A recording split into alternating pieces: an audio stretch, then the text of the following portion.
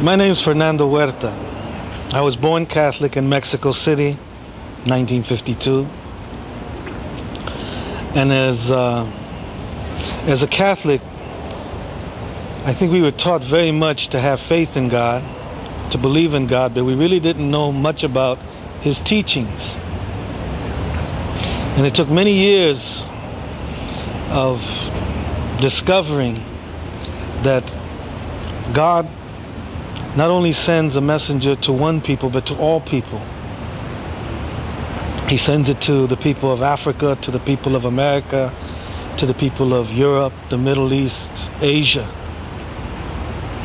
Yet, we're taught that there's only one true religion, and which was the Catholic Church at that time. And that was a little troublesome for me, because most of my friends weren't Catholic. And so that, I think, began my search to find some answer as to why I was going to heaven and everybody was going to hell. Because I didn't want to be in heaven without my friends. So as I began to investigate, I began to look into the teachings of different religions, and you find that their spiritual teachings are essentially the same.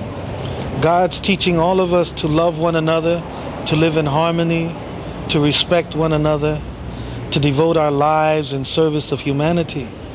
Most of the religions teach this. All the religions teach this. Where they differed was in their social teachings. How you're supposed to bathe, how long your hair is supposed to be, what role you play in the family and things like that. Well, as we evolved and we've grown from tribes to city, state, to nations, our role in society has changed. And this is where the change in religion comes in. But I think very importantly, where are we today? Today we're at the point where we need a world civilization. We can no longer live behind the boundaries of nations. Somehow these nations have to become states of one world government, one world civilization, one world culture. My culture is not the best. Your culture is not the best. All our cultures together is the only way we can move into this new millennium that we're moving towards. There has to be some way to connect us together where we can cross these barriers of race, religion, sex, language.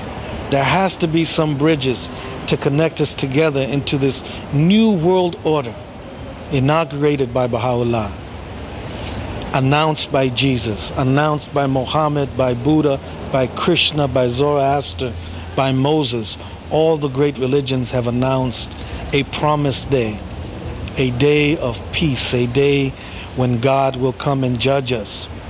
Now Baha'u'llah says that this is the day in which we will be judged by what our own hands have brought. So today we're faced in judgment of what we have sowed into the earth and the harvest that it's bringing. And the harvest is showing that we have today is racial animosity, animosity towards different religions, towards different nations, towards the extreme wealth and extreme poverty. And Baha'u'llah says that He is the divine physician with the remedies to cure all these illnesses. So my plea to all of you is to investigate truth with your own hearts. You can no longer live in a world where you accept truth based on what your parents or what your family has inherited. There has to be that point where you go deep inside of yourself and you look for an answer, for a truth that you yourself can hold on to and believe in, and a truth that you can test, that you can put to the proof. The truth that I found, the Bahai faith, I challenge anyone to prove it wrong. I don't think it can be done. Baha'u'llah comes with the remedy for the illnesses that I have as an individual, for the illnesses that I have as a people, for the illnesses that the world has as collective people, collective cultures, collective religions. The path that I understood, what affected me strongly was the Baha'u'llah said, O son of spirit, my first counsel is this: possess a pure, kindly, and radiant heart, that thine may be a sovereignty, ancient, imperishable, and everlasting. So the beginning of this road, the beginning of this journey is the human heart. If it doesn't start there at the heart, it's not going to have any substance.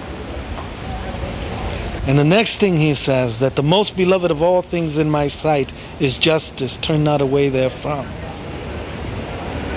We need to be just in our search for truth. We cannot treat it haphazardly. We cannot go into the next world and tell God, well, I would have searched more fervently if I had known you really existed.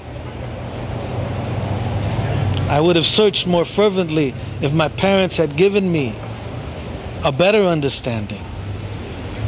We have to go there with the conscious that we did everything in our power to understand what our purpose was in this life, and we tried our best to fulfill it.